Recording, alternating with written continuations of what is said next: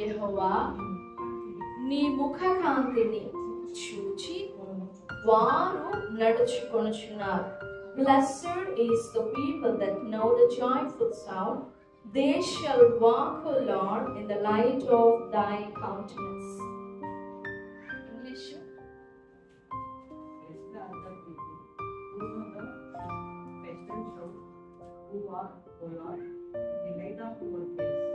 In the light of your face and in the light of thy countenance. ఈ మాట చాలా జాగ్రత్తగా గమనించండి. ఈ వచనం కూడా నేర్చుకోండి, చాలా బాగుంది. శృంగ ధ్వనులు, ఏం ధ్వనులు? శృంగ ధ్వనులు, నెరుగు జనులు ధన్యులు. కొమ్ములతో, గొర్రె కొమ్ములో, పొట్టేలు కొమ్ములతో బూరలు చేసుకునేవారు. ఆ కొమ్ములు ఊదినప్పుడు ఒక్కొక్క ఊదడం రకరకాలుగా ఊదుతారు. ఒక్కొక్క సౌండ్ వస్తుంది. ఒక్కొక్క సౌండ్ కి ఒక్కొక్క పని చేయాలి. ఒకసారి ఊదితే అందరు నిద్ర లేవడం, 2 సార్లు ఊదితే అందరు ప్రజలు సమకూడి దేవుని ఆరాధించడానికి నిలబడ్డం, 3 సార్లు, ఉదాహరణగా చెప్తున్నా, 3 సార్లు ఊదితే ప్రార్థన చేయడం, తర్వాత 4 సార్లు ఆర్భాటంగా ఊదితే దేవుని సన్నిధిలో సంతోషించడం, ఇలా కొన్ని రూల్స్ ఉంటాయి అన్నమాట ఆ సౌండ్. అయితే ఆ భక్తుడు అంటున్నాడు, భక్తుడు అంటున్నాడు, శృంగ ధ్వని, అన్ని ధ్వనులలో యుద్ధానికి సమకూడండి అని పిలిచే ఒక ధ్వని ఉంటది, ఓ బోర ధ్వని ఉంటది. యుద్ధాన్ని విరమించుకోండి, ఎక్కడ యుద్ధం చేస్తున్న వాళ్ళు అక్కడ స్టాప్ చేసేయండి అని ఒక స్వరం ఉంటది, ఒక బోర స్వరం ఉంటది. మనం గెలిచాము అనడానికి ఒక బోర స్వరం ఉంటది, మనం ఓడిపోయాము అనడానికి ఒక బోర స్వరం ఉంటది. మన రాజు పడిపోయినాడు అంటే, మన రాజు చనిపోయినాడు అనడానికి ఒక స్వరం ఉంటది. మన రాజు జయోత్సవంతో చనిపోయాడు అనడానికి ఒక గుర్తు, మన రాజు ఓటమితో చనిపోయాడు అనడానికి ఒక స్వరం. అలా రకరకాలైన ఇంటిమేషన్, ఆ విధంగా ఇంటిమేట్ చేస్తారు, తెలియజెప్తారు, ఇన్ఫార్మ్ చేస్తారు. ఎందుకంటే అన్ని ఇశ్రాయేలీలు అనే లక్షల మంది కదా, ఒక్కసారిగా అందరి దగ్గరికి వెళ్ళి అమ్మ రండి, అమ్మ రండి, అమ్మ రండి అని పిలవడానికి టైం సరిపోదు. సో అన్ని లక్షల మందిని పిలవడానికి జస్ట్ ఒక్క బోర ఊదుతారు అంతే. మీకు జ్ఞాపకం ఉందా, ఎరికో ప్రాకారములను కూల్చేటప్పుడు యాజకులు బోరలు ఊదగా ప్రజలు బిగ్గరగా కేకలు వేసింది అని ఉంటది. ఆ బోరలు ఊదినప్పుడు వాళ్ళు ఆర్భాటంగా ఊదినప్పుడే ప్రజలే కేకలు వేయాలి. ఆర్భాటంగా ఊదుతూ ఉంటారు, అప్పుడే కేకలు వేయాలి. ఆర్భాటంగా కాకుండా నార్మల్ గా ఊదితే ప్రజలు కేకలు వేయకూడదు, మౌనంగా ఉండాలి. ప్రజలు తమ కంఠస్వరాన్ని వినబడనివ్వకూడదు, మౌనంగా ఉండాలి. ఇలా ఈ స్వరములు, బూర స్వరాన్ని గుర్తుపట్టేవారు ధన్యులు అంటాడు ఏ తాను భక్తుడు. నా మాట అర్థమైందా? శృంగ ధ్వనుల స్వరం అంటే ఏ బూర ఏ కార్యం చేస్తుంది, ఏ కార్యాన్ని సూచిస్తుంది, ఏ బూర ఏ పనిని సూచిస్తుంది. వీటన్నింటిలో కూడా ఇప్పుడు ఎవరైనా మరణించితే దుఃఖారావం చేయడానికి కూడా ఒక బూర స్వరం ఉంది. ఆ బూర ఊదగానే ప్రజలందరూ తరలి వచ్చి ఆ సమాజంగా కూడుకొని చనిపోయిన వ్యక్తి కొరకు అందరూ కూడా సంతాపం తెలియజేస్తారు. అలా దుఃఖానికి ఒక స్వరం ఉంటది, సంతోషానికి బిడ్డ పుట్టినాడు అనే దానికి సంతోషం ఉంటది, దేవుడి కార్యం చేసాడు అనే దానికి సంతోషం ఉంటది. ఇలా ఈ ఒక్కొక్క దానికి ఒక్కొక్క స్వరం ఉంటది. అయితే ఈ భక్తుడు అంటున్నాడు, శృంగధ్వనులు అంటే సంతోష స్వరం, జాయ్ఫుల్ షౌటింగ్, ప్రైజ్ఫుల్ షౌటింగ్. ఈ సంతోష ధ్వనిని ఎరిగిన ప్రజలు ధన్యులు. ఏంటి దాంట్లో అంత విశేషం ఉంటుందా అని మనం ఆలోచన చేస్తే, అన్ని సౌండ్స్ లో సంతోష స్వరం ఏదో గుర్తుపట్టేది ఏముంది అనుకుంటాం. కానీ సింపుల్ మాటే కాకపోతే కొంచెం వివరంగా చెప్తా. మనం ఏదన్నా పని చేసుకుంటూ ఉన్నాం అనుకోండి, మనల్ని పక్కన నుండి పిలిచినా కానీ వినపడదు. మీరు ఎప్పుడైనా అట్లా పిలిపించుకున్నారా? ఏం పిలిస్తే పలకు ఎన్నిసార్లు పిలవాలి అంటారు, పక్కనే ఉంటారు, మన పక్కనే చెవులోనే ఊదుతూ ఉంటారు, కానీ మనం ఏదో పరధ్యానంలో ఉంటాం. సంతోషంలో ఉన్నా మన పేరు వినపడదు, దుఃఖంలో ఉన్నా, బాధలో ఉన్నా వినపడదు. అంటే కొన్ని టైమింగ్స్ అలాగ ఉంటాయి, మనల్ని పదే పదే పిలవాల్సి వస్తుంది. ఒకసారి శరీర లోపం వల్ల, బాధ వలనో, లేకపోతే ఈ చెవిటి వలనో 4-5 సార్లు పిలవాల్సి వస్తుంది. కొన్నిసార్లు మనం కోపంగా ఉన్నాం అనుకోండి, అప్పుడు కూడా మనల్ని గట్టిగా పిలవాల్సి వస్తుంది. గట్టిగా పిలిస్తే మనం స్టక్ అయిపోతాం, అక్కడ స్టాప్ అయిపోతాం. అలాగా శృంగధ్వని, సంతోషధ్వని మాత్రం, సంతోషధ్వనిని గుర్తించగలిగిన ఓడిపోయినవా ధన్యులు. ఉన్న స్వరాలన్నీ కూడా యుద్ధానికి పిలుస్తున్నారు అనుకొని దుఃఖారాపం చేయడానికి, దుఃఖించడానికి పిలిచినప్పుడు యుద్ధాయుధాలన్నీ ధరించుకొని వస్తే ఎట్లా ఉంటది? యుద్ధానికి పోయేటప్పుడు ఏడుపు కొట్టు మొహాలతో వస్తే ఎట్లాగుంటది? జయం మనం గెలిచాము అని బురస్వరం వినిపించినప్పుడు వామ్మో మనం ఓడిపోయినామా అని ఏడిస్తే ఎలా ఉంటది? భాష అర్థం కాకనా, మనం ఆ ధ్యాసలో లేకనా? నా మాటలు మీకు అర్థమవుతున్నాయి? అర్థమైతే స్తోత్రం చెప్పండి. ఒకసారి మనం కూడా దేవుని స్వరాన్ని గ్రహించడంలో, దేవుని స్వరాన్ని అర్థం చేసుకోవడంలో పొరపడతాం.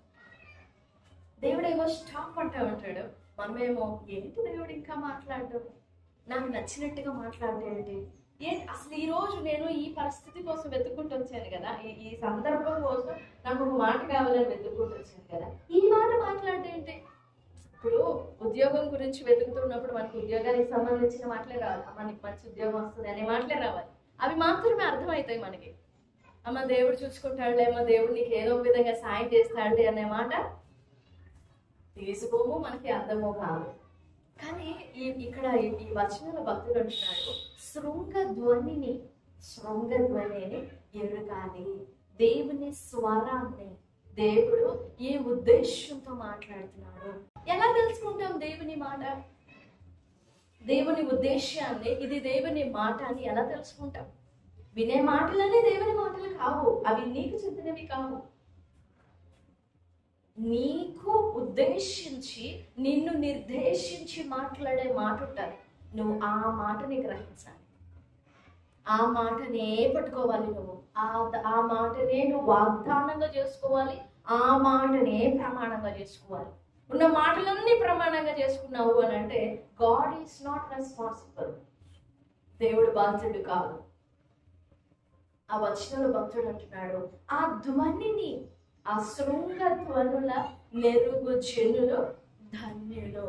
ఎలా గ్రహిస్తారు, ఎలా అర్థం చేసుకుంటారు దేవుని స్వరాన్ని, ఎలా అర్థం చేసుకుంటారు దేవుని మాటని అని అంటే దానికి కంటిన్యూషన్ ఉంటుంది. చూడండి, యెహోవా నీ ముఖ కాంతిని చూచి వారు, చదవండి అన్నమాట 89:15, నీ ముఖ కాంతిని చూచి వారు నడుచుకొనుచున్నారు. They shall walk in the light of thy countenance. They shall walk in the light of thy face.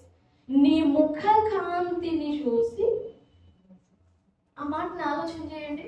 దేవుని ముఖ కాంతిని చూసి నడవటం ఏంటి? How do we understand that? దేవుని ముఖ కాంతిని చూసి నడవటం అంటే, నా మాట మీకు అర్థమవుతుందా? శృంగధ్వనుల్ని ఎరుగువారు, గ్రహించువారు, గుర్తుపట్టేవారు ధన్యులు. ఎందుకు వాళ్ళు ధన్యులు? వాళ్ళు ఎలా ధన్యులయ్యారు అని అంటే, వారు నీ ముఖ కాంతిని చూసి, ఎలా దేవుని ముఖం వారి మీద వచ్చి పడుతుందా? అదే ఆ ఫేస్ అలా షైన్ అవుతుందా? లిటరల్గా ఆ మాటని ఆలోచన చేయండి, ఎంత బాగుంటుందా? దేవా, వారు నీ ముఖ కాంతిని చూసి, నీ మీద నా మీద దేవుడు తన ముఖ కాంతిని ప్రకాశింపజేయాలి. దేవుని ముఖ కాంతి అన్నమాట ఎంత తృప్తిగా ఉంటుందో. దేవుని ముఖ కాంతి. కాకపోతే వెయిటింగ్ చాలా అవసరం, ఓర్పు ఓపిక చాలా అవసరం. దేవుని ముఖ కాంతి మన మీద ప్రకాశించినప్పుడు, 90వ కీర్తనలో మోషే అంటాడు, 98వ వచనం, మా దోషములను నీవు నీ ఎదుట నుంచుకొని ఉన్నావు, నీ ముఖ కాంతిలో మా రహస్య పాపములు. అదేలాగా దేవుని ముఖంలో మన దోషాలు కనపడతాయా? అన్నమాట ఆలోచించండి. దేవుని ముఖంలో మన దోషాలు ఎందుకు ఉంటాయి? Think it very deep. దేవుని ముఖములో మన దోషం ఉండటం ఏంటి? నీ ముఖ కాంతిలో మా రహస్య పాపములు ముఖంలో ఉన్నాయా, లేకపోతే ఆ లైట్ మన మీద పడినప్పుడు మన పాపములు కనపడుతున్నాయా? లైట్ మన మీద పడినప్పుడు. And if you think, if we dare to go and think make a point about that. ఆయన మన దోషములు, మన అపరాధములు, మన బలహీనతలు, మన అపవిత్రత చెప్పొచ్చు, మన అపవిత్రత, మన అవిధేయత, మన అవిశ్వాసము మనల్ని చూడగానే మన దోషమంతా కూడా ఆయనకు కళ్ళ కట్టినట్లుగా కనపడుతుంది. He can see that. అందుకే హబక్కూకులో నీ కన్నులు దుష్టత్వం చూడలేనంత నిష్కలంకమైనవి. తట్టుకోలేవు నీ కన్నులు పాపాన్ని, అస్సలు తట్టుకోలేవు, చూడలేవు. నువ్వు మనం సూర్యుని వైపు ఎలా చూడలేమో పాపం వైపు ఆయన ఎలా చూడలేడు. మరి అలాంటి ఆయన ముఖంలో మన పాపం కనపడటం, రెండు అర్థాలు ఉన్నాయి అక్కడ. ఆ లైట్ మన మీద పడినప్పుడు మన పాపంలో కనపడడం, కొంచెం సాహసించి కొంచెం లోతుగా ఆలోచిస్తే మన దోషులన్నీ ఆయన ముఖంలో కనపడతాం. వాటిని భరిస్తూ ఆ వెలుగులో, ఆ కాంతిలో ఆయన వాటిని కడిగి వేయాలని. 80వ కీర్తన చూడండి.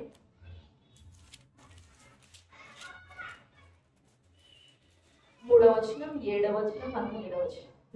దేవా చెరలో నుండి మమ్మల్ని రప్పించుము, మేము రక్షణ నొందినట్లు. ద సేమ్ 7వ వచనం.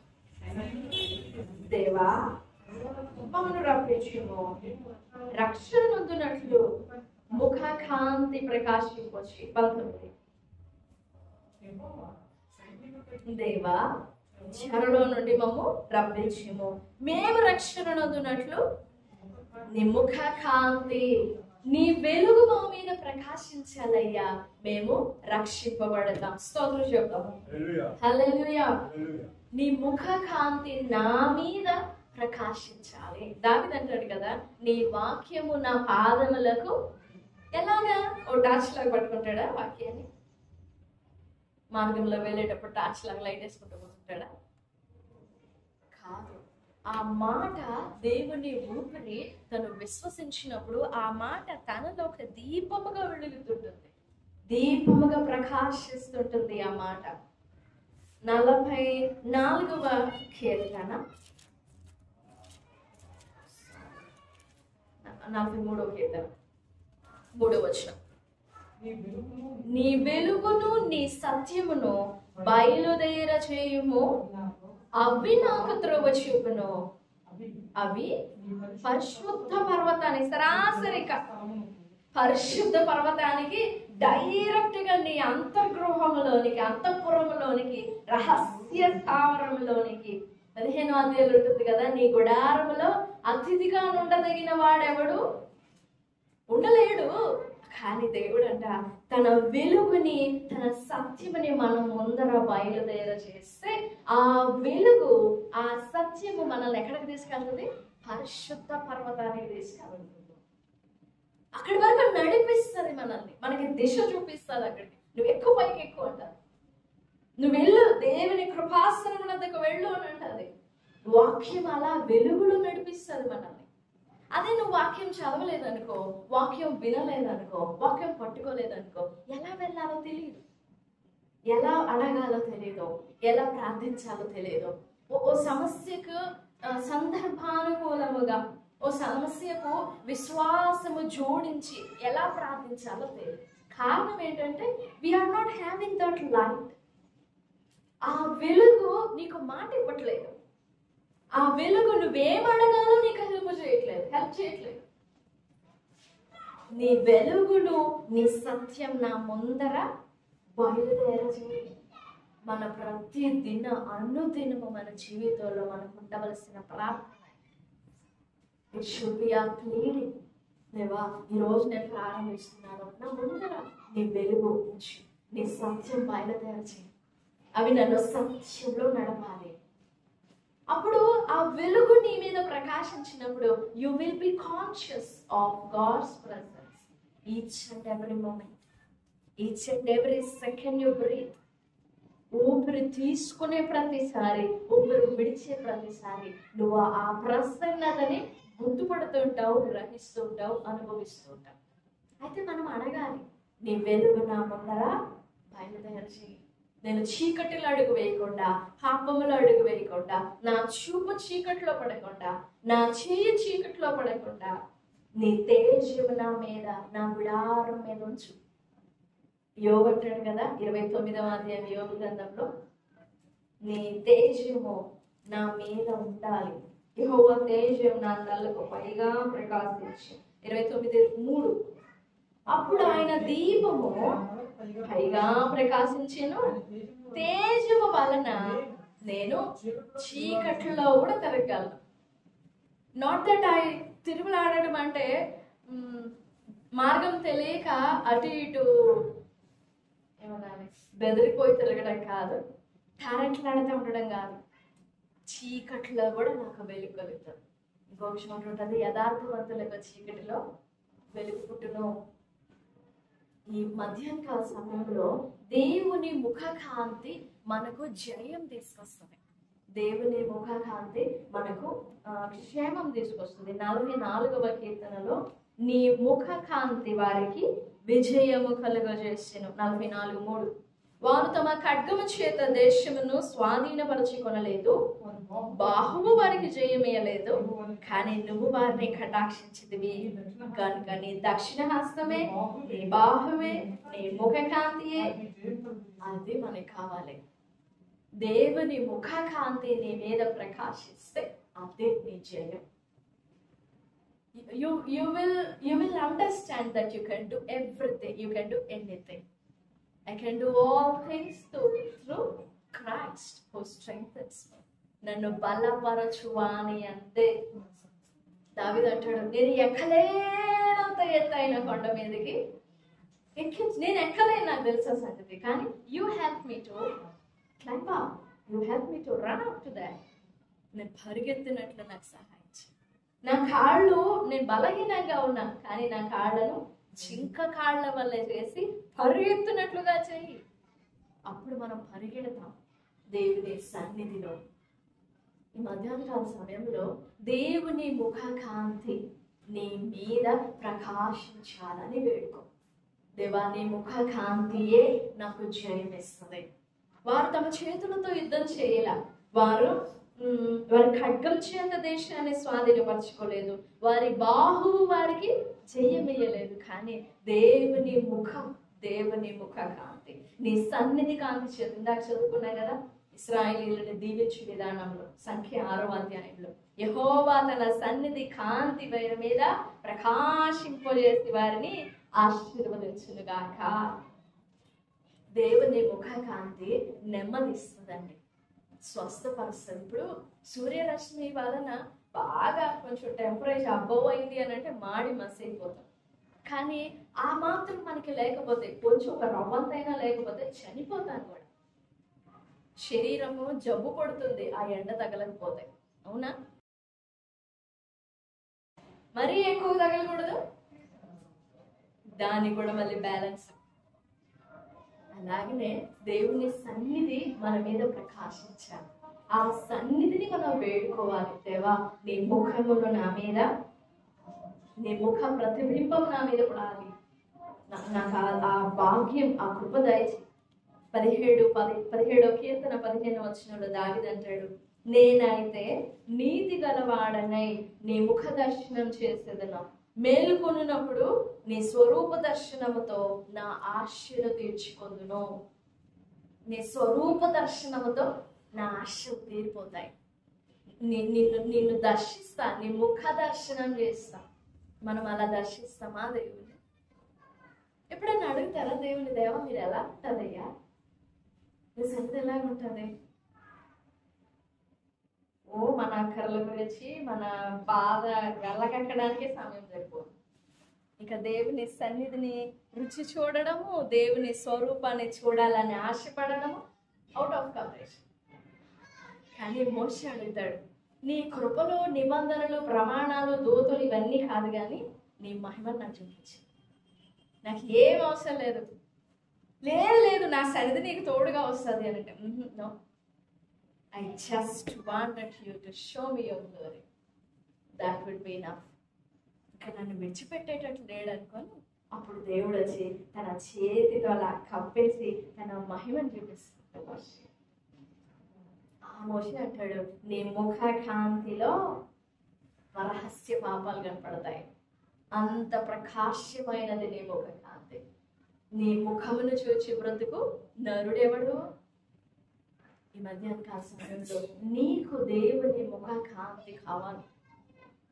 ఏదో ఒక చిన్న దీవెనో ఒక చిన్న మేలో పొందుకుంటావు, అయిపోద్ది. దాన్ని దూరం ఏం చేయడు. నీకు మేలు చేయకుండా ఏమి దాచుకోడు, మేలు చేస్తాడు. కానీ అది అంతవరకే ఉంటుంది. అదే దేవుని ముఖ కాంతి నీ మీద ప్రకాశిస్తే నీ జీవితాన్ని లోతులో నుండి కడుక్కుంటూ వస్తాడు. ఆ సూర్యరశ్మి లోపల ఉండిన చెడిన దాన్ని, మురిగిన దాన్ని, ఎండిపోయిన దాన్ని, చెడిపోయిన దాన్ని ఎలా కడిగి క్లీన్ చేస్తుందో, శుద్ధి చేస్తుందో, పాడుపడకుండా చేస్తుందో,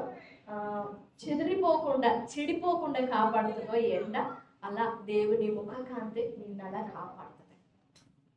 ఆ ముఖకాంతి పడాలి. సూర్యరశ్మి మన జీవితానికి, మనం ఈ ఫ్లష్ ఈ బాడీకి ఎంత అవసరమో దేవుని ముఖ కాంతి కూడా నీ మీద పడాలి. దేవుని ముఖ కాంతి మనకి జయం ఇస్తుంది. అది పడకపోతే మనం కూడా పాడైపోతాం.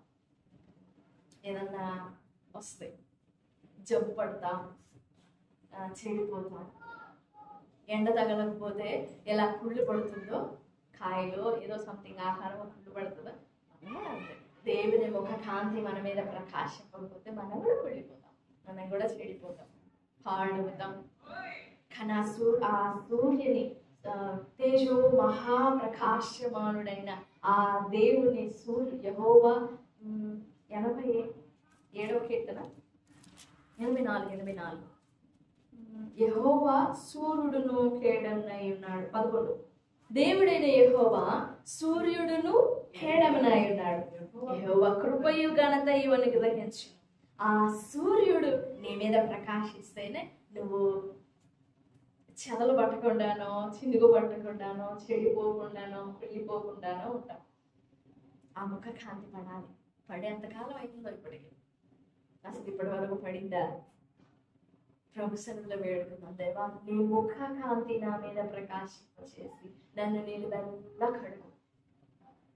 ఇప్పుడు ఏదన్నా గాయం తగిలినప్పుడు పైపైన పసుపు రాస్తే సరిపోదు. ఆ గాయం లోపల నుంచి మానుకునేంత ప్రయాస చేయాలి మనం.